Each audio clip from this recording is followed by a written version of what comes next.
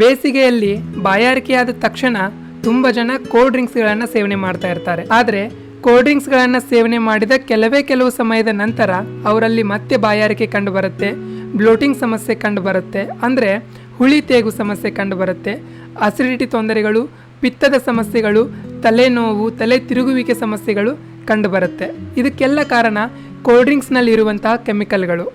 ಹಾಗಾಗಿ ಬೇಸಿಗೆಯಲ್ಲಿ ಕೋಲ್ಡ್ ಡ್ರಿಂಕ್ಸ್ಗಳ ಬದಲಾಗಿ ನಿಮಗೆ ಬಾಯಾರಿಕೆಯಾದ ಸಮಯದಲ್ಲಿ ಎಳೆನೀರನ್ನು ಸೇವನೆ ಮಾಡೋದಕ್ಕೆ ರೂಢಿ ಮಾಡಿಕೊಳ್ಳಿ. ಯಾಕಂದರೆ ಎಳೆನೀರು ಸಿಹಿ ಗುಣವನ್ನು, ಜೀರ್ಣಕ್ರಿಯೆಗೆ ಹಗುರವಾದ ಗುಣವನ್ನು, ದೀಪನ ಗುಣವನ್ನು ಅಂದರೆ ಜಠರಾಗ್ನಿಯನ್ನು ಹೆಚ್ಚಿಗೆ ಮಾಡುವಂಥ ಗುಣವನ್ನು ಹೊಂದಿದೆ. ಅದರ ಜೊತೆಗೆ ನಿಮ್ಮ ವೀರ್ಯ ಶಕ್ತಿಯನ್ನು ಹೆಚ್ಚಿಗೆ ಮಾಡುತ್ತೆ, ನಿಮ್ಮ ದೇಹಕ್ಕೆ ತಂಪನ್ನು ಒದಗಿಸುತ್ತೆ ಮತ್ತು ಯೂರಿನರಿ ಬ್ಲಾಡರ್ ಪ್ಯೂರಿಫೈ ಮಾಡುವ ಗುಣವನ್ನು ಹೊಂದಿದೆ. ಅದರ ಜೊತೆಗೆ ನಿಮ್ಮ ಬಾಯಾರಿಕೆಯನ್ನು ಕೂಡ ನೀಗಿಸುವ ಶಕ್ತಿಯನ್ನು ಹೊಂದಿದೆ. ನಿಮ್ಮ ಎಲ್ಲ ಸ್ನೇಹಿತರಿಗೂ ಕೋಲ್ಡ್